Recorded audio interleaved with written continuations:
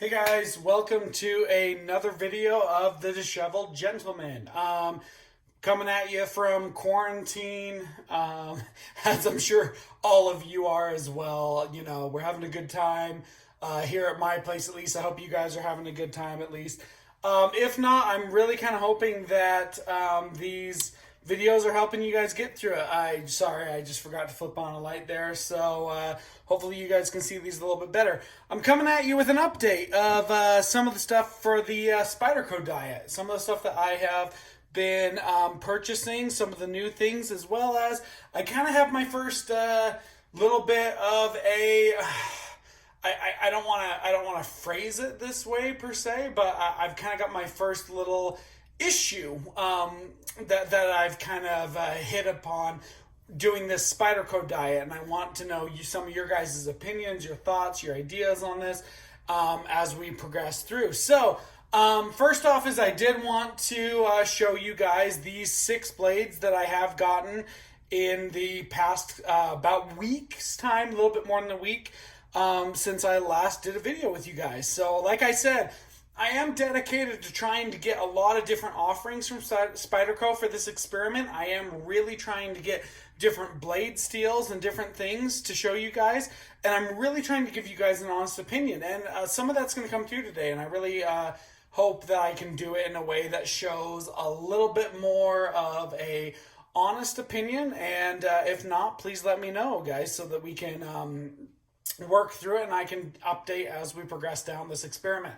But I did want to touch base with you guys and let you guys see and know kind of what has been going on since last time. So you guys have been able to see the other blades I've had up until this point.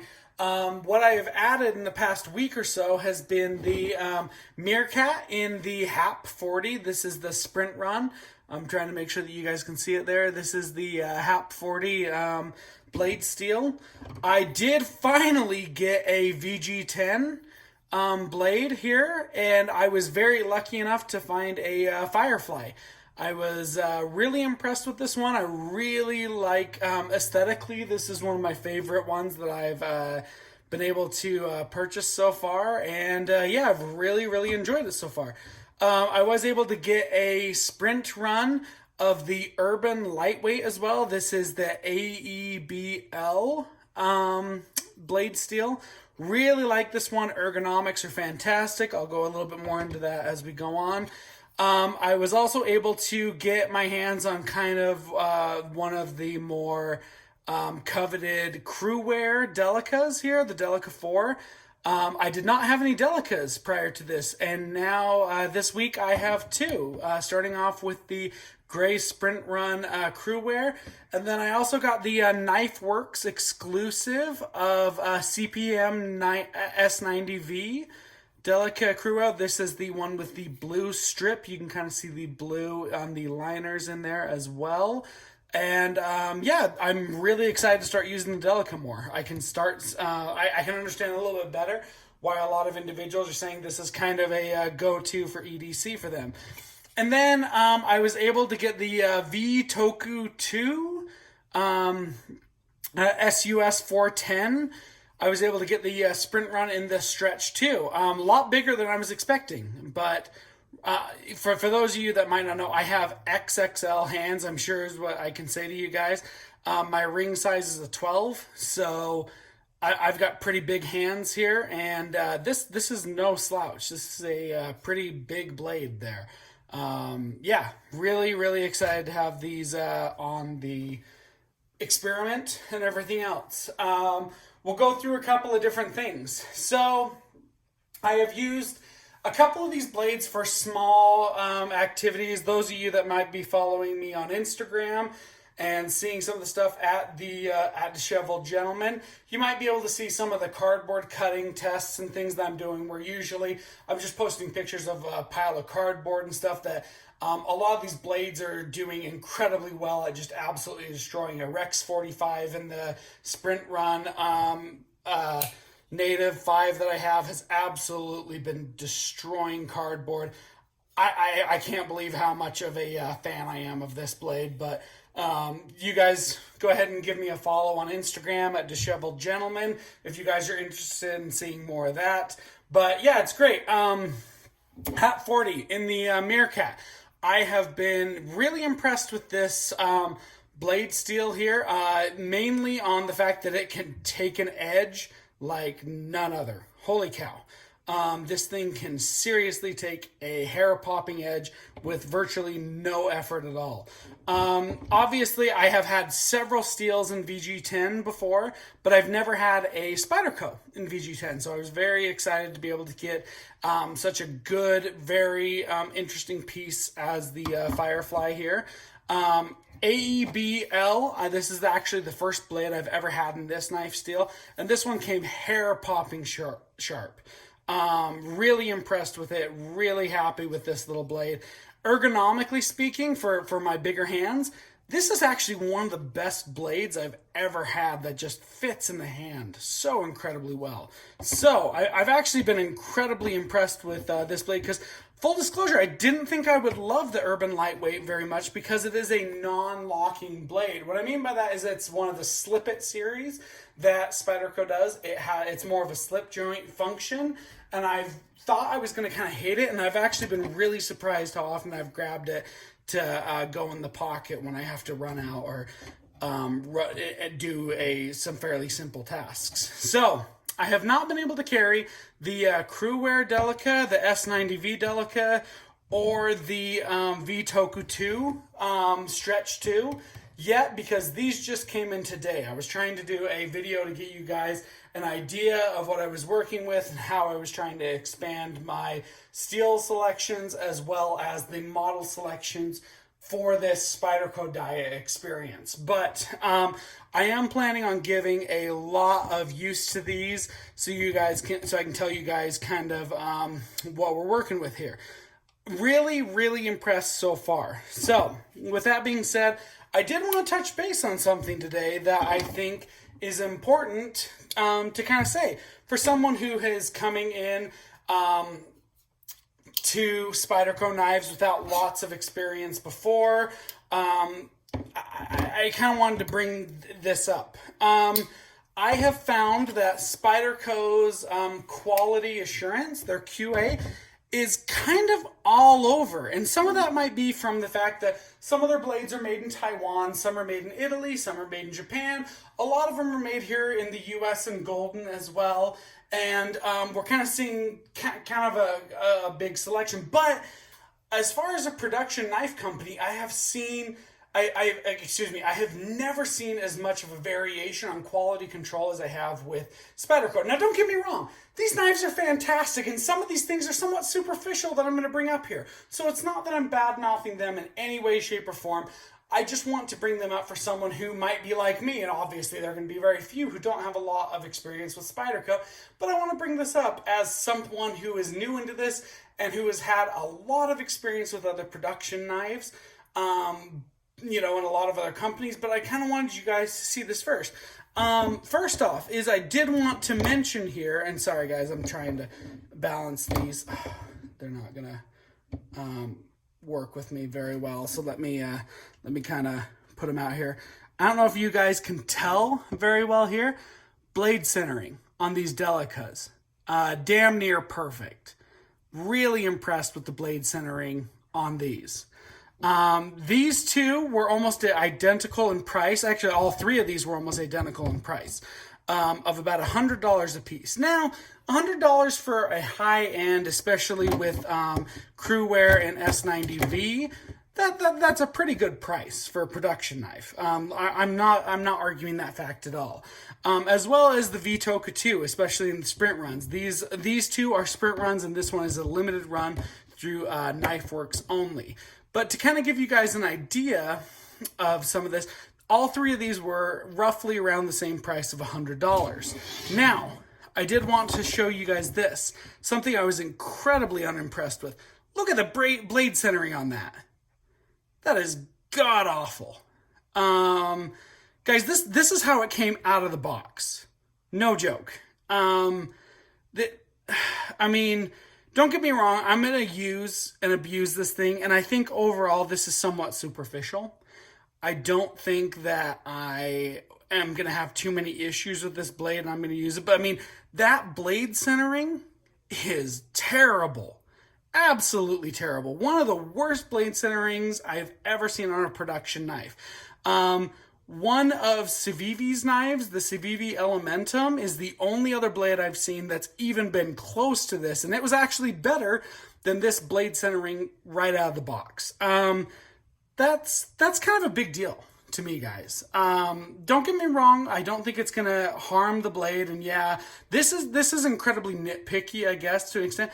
But if you pay $100 for a knife, I would hope the blade centering is a little bit better than that. And to give you guys kind of an idea of what I'm working with, not all of them have had the same deals, but like here is my S110 Paramilitary 2 that I was able to get. And this one is off center as well, but not nearly as bad. I did notice this one when I first picked it up, that it was off center by a bit. But as you can tell, it's pretty minimal. And I think some of this is the grind. You know, in comparison, I have my K390 Paramilitary 3, which is damn near perfect. I did have a really, really awful grind on my Pacific here. And you know, I'm going to move my Paramilitary 3 out here just so you guys can see a little bit better. Sorry, these things don't stand up. You can see how bad the grind is on that. But when you kind of look at it overall, the centering, that one seems to be more grind, where I feel like this one is definitely more centering. So I am going to try and adjust this and do it. But this is really stiff on opening as is. So I don't think that there's a lot of blade play in here, guys. I mean, that's kind of crummy in my opinion, for something that you pay $100 for a sprint run on right out of the box, and it looks like that with blade centering. You know, not trying to talk bad or anything. I'm just saying that's not what I'd expect from a $100 knife. Yes. Is it a production knife? Yes. Does it a sprint run? Yes. Does it have a great blade steel? Yes. But and am I going to send it back or have any issues? No. I'm going to use it. I'm going to use and abuse it. But with that being said, kind of crummy. If I was a collector picking this up, I'd be pretty pissed. That's just my opinion on that. So, you know, you can kind of see some of that. Here's another sprint run that I have. Let me show you guys my other two sprint runs that I've been able to get with this experiment. Here is the Rex 45 CPM Rex 45 Native 5.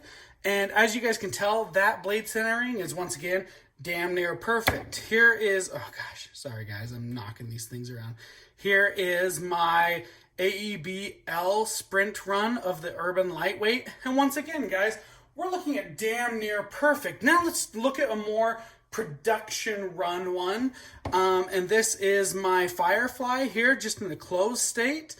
And once again, blade centering, damn near perfect. And guys, the price point amongst this one, the Urban Lightweight, cheaper than this one. The price point for the Rex 45, admittedly a little bit more expensive at around $160 as opposed to $100, but still damn near perfect. This one here, obviously, the Firefly is retailing for anywhere from $160 to $200 depending on what you're looking at. So yeah, maybe you can see that. But here's another $100 sprint run that I have in my Meerkat.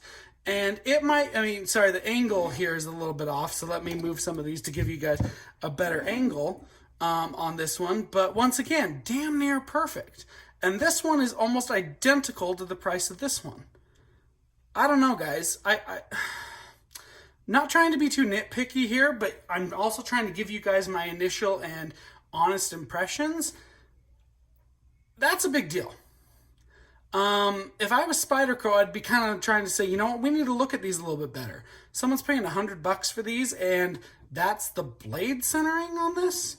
Okay, you know, and the fact that, like, I have to work this thing open. I mean, you guys can tell, it doesn't even wiggle trying to get down. I'm pushing, and it doesn't even drop. This thing is tight, and that blade centering is awful. I mean, there. Now I can finally get it to close. I mean, look at that. That is a hard closure for that too. Do I absolutely love the style? Do I love the steel? Am I going to use the hell out of this and give you guys my impressions on it? Yes, of course.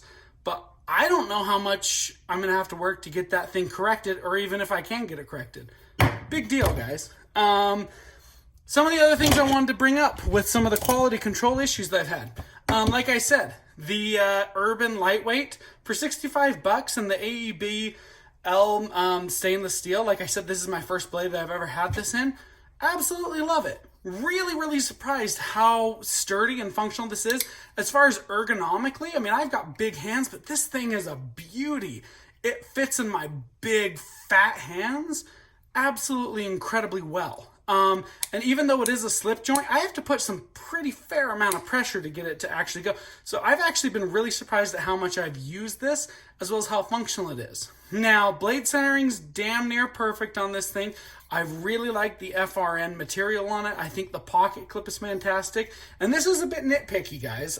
So like I said, I'm not trying to just cause issues here. This is nitpicky. This one's a bit more nitpicky in my opinion to the blade centering, but I don't know if you guys can tell, the jimping here is super warped and kind of crummy.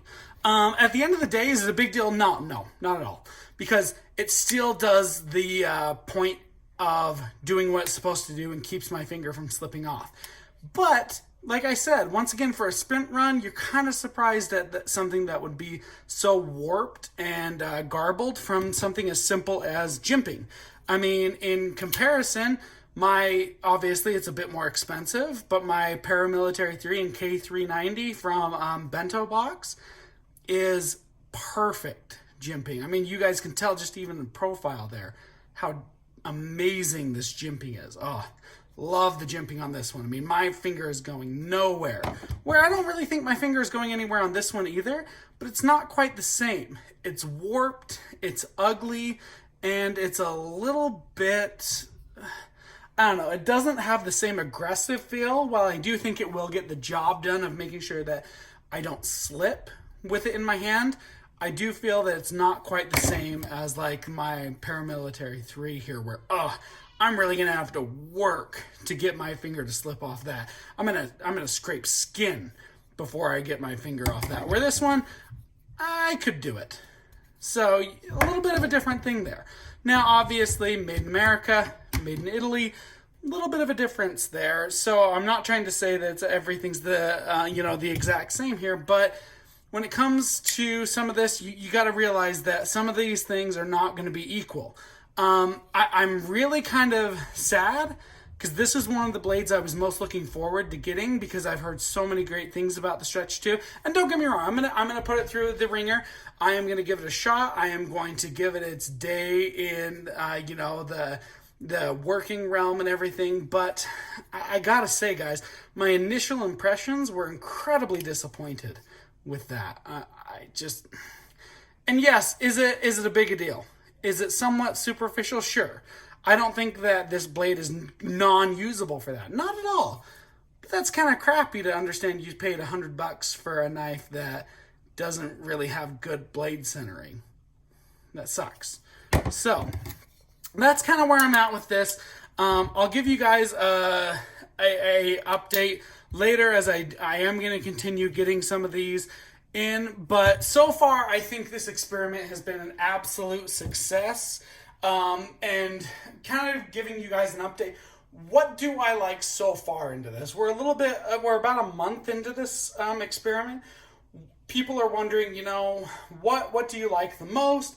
What do you like the least? What's going on? What have you found? And guys, I don't want to be this guy who sounds like he's jumping on a bandwagon because I really don't want to be, but that's it. So far, this has been my beauty. Oh my gosh. Sprint Run Rex 45. It's non-stainless. I do have to make sure that I'm taking care of it quite a bit. But the native, just by itself, I do have a little native, and I do have a another native 5 in the LC200. There's my little native.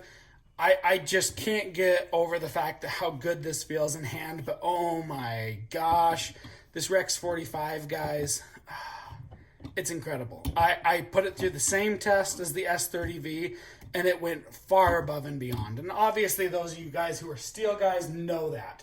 You understand it, but oh, just so far, a month into it, this thing is finding its way into my pants for work. Finding its way into my pocket. Let's put it that way. Sorry, guys.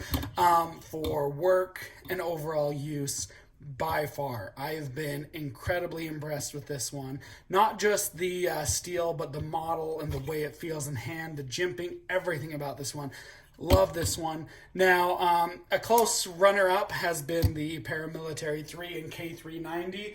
I have really, really loved this one as well. The K390 steel is absolutely fantastic. Feels absolutely great in the hand, but there's something about the Native in my big mitts and that choil, just how it feels. I can't get over how much I love this one. So, that's a quick update for you guys on what I'm working with, how we're rolling, as well as kind of my first gripes, I guess is the best way of putting it, against some of the Spyderco knives. I'm really sad it had to come with my first Stretch 2 offering because I was really excited. Actually, this is one of the blades I was most excited about, but I don't think it's going to be a killer. I am going to try and get a different Stretch 2 offering here in the near future to give you guys a different idea of what I think about it. I love the size, love a lot of things about it. We'll just see if this is kind of a one-off or if this is something where we can basically go through and say, you know what, Spyderco, some of your QC needs to be tightened up a little bit. I'm going to say it, you know. Sorry, guys, I'm not trying to offend anyone, but that for a $100 production knife, I've had production knives at half the price or less with better blade centering than that. Just going to put it out there. So, other than that, guys, experiment's going really well, really loving it. And am I as a last note, am I a fan of Spyderco knives now? Am I someone who has kind of looked at things and been able to say, you know, do you like them more or less than before? You know, are your ideas of them being more expensive than they were worth, valid now? Anything like that? Well, I'm going to let you guys be the judge here. I'm in love. These are fantastic knives. And like I said, I'm not going to let one little knife with one little Q, quality assurance and quality control issue ruin my vibe about it. Because like I said, I'm still going to use the hell out of this thing. But this isn't even all of them. I've got a handful more upstairs. But am I a fan? Yes. I can easily say this experiment has already made me a large fan and a lifelong purchaser of Spyderco knives. Will I be a bit more discerning on which ones I keep and which ones I want to look at and purchase for long-term runs? Yes. Obviously, yes. But with that being said, guys, these are incredible. So, hope you like the update. Please, please, please let me know if you guys have any suggestions, any ideas, anything else that's going on with this that I can hopefully integrate into this experiment. Like I said, I've been trying to make sure that we're getting different steels, different models, and different things all over the board so that I can give you guys a really, really good opinion on things and kind of give a very good shout out as well as kind of highlight some issues with Spyderco knives. That's kind of my goal for this. I am not sponsored. I am doing this all myself. So these are all my own thoughts, own opinions, own ideas on these things. But if at this point in time I'm starting to hit up against walls of how many different steels I can get and different models, so I'm kind of relying on you guys to give me an idea of what I need to grab, what I need to look at, and what I need to do to really expand this experiment. So as the weather gets warmer, are these going to go out and see more daily and regular use? Yes, they are. So please let me know what I can do, what kind of tests you want to see. Because like I said, none of these are safe queens. These are all getting beat the hell out of. I've already done a ton of work with my Rex 45 Sprint. And I know people are going, oh, your resale value's all gone now. I don't care. I bought all these to be used, and this one just is probably going to go down to my boys. So yeah, absolutely fantastic. Please let me know if you guys have any recommendations, ideas, thoughts, comments, concerns. And until next time, I will see you later. This is the Disheveled Gentleman saying, please be safe, stay indoors. This is the quarantine right now. Stay indoors, be safe, have fun, and I will talk to you guys all later.